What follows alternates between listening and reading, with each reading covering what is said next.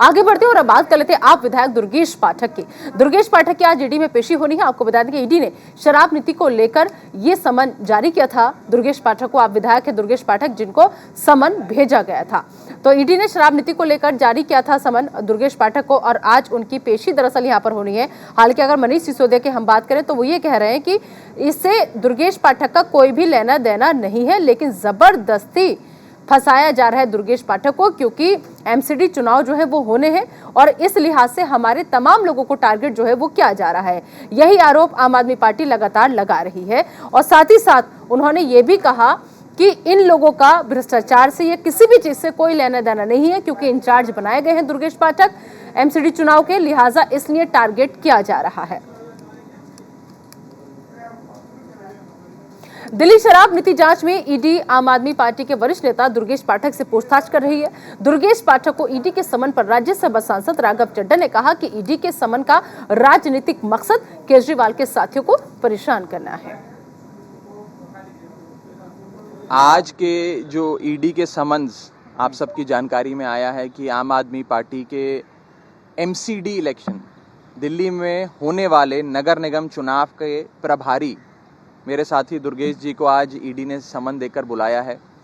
कथाकथित शराब घोटाले के तहत उन्हें ईडी ने समन्स देकर अपने सामने सवाल जवाब के लिए बुलाया है।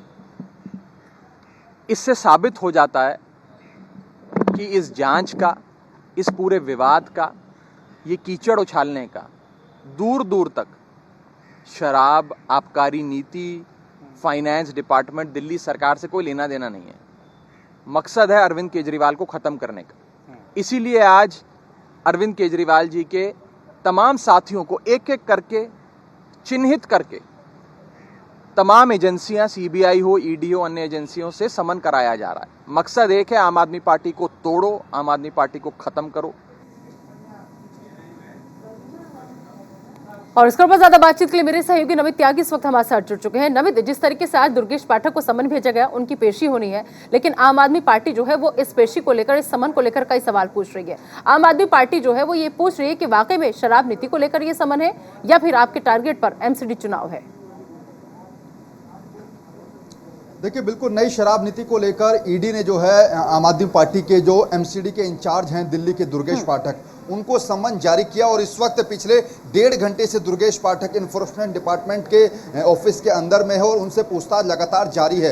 हालांकि इसको लेकर सुबह ही दिल्ली के डिप्टी सीएम मनीष सिसोदिया ने एक ट्वीट किया और उन्होंने इस बात की जानकारी दी कि दुर्गेश पाठक को ईडी का सम्मन आया है, उन्हें पूछताछ के लिए बुलाया है। लेकिन दूसरी लाइन में उन्होंने ये भी लिखा कि इस नई शराब नीति से ईडी को या सीबीआई को कोई लेना देना नहीं है, जबकि उनका मकसद है कि कैसे आम आदमी पार्टी के नेताओं को टारगेट किया जाए। क्योंकि उन्होंने इस बात का भी जिक्र किया मनीष सिसोदिया ने कि जब हिमाचल प्रदेश के अंदर जो हमारी लगातार रैलियां हो रही थी और वहां के चुनाव प्रभारी थे सत्येंद्र जैन, पहले उनके ऊपर जो है छापे मारे गए, उनको गिरफ्तार किया गया ईडी के द्वारा। और उसके बाद जब मैंने गुजरात के अंदर 2 से 3 रैलियां की तो मेरे घर पर सीबीआई का छापा लगा। और अब दिल्ली के अंदर एमसीडी चुनाव की आहट जो है वो सुनाई दे गई है, क्योंकि कुछ दिन पहले हमने देखा था कि एमएचए की तरफ से भी एक नोटिस जारी किया गया था। उसमें कहा गया था कि दिसंबर तक एमसीडी के चुनाव हो सकते हैं और आम आदमी पार्टी के प्रभारी हैं दुर्गेश पाठक। ऐसे में उनका नई शराब नीति से कोई लेना देना नहीं है, ऐसा कहना है मनीष सिसोदिया का। केवल उनको एमसीडी चुनाव के लिए टारगेट किया जा रहा है और यही वजह है कि उनको सम्मन किया गया है। मनीष सिसोदिया के इस ट्वीट के बाद बीजेपी की तरफ से कोई रिएक्शन, कोई प्रतिक्रिया कि आखिर टारगेट है क्या, शराब नीति या फिर एमसीडी चुनाव?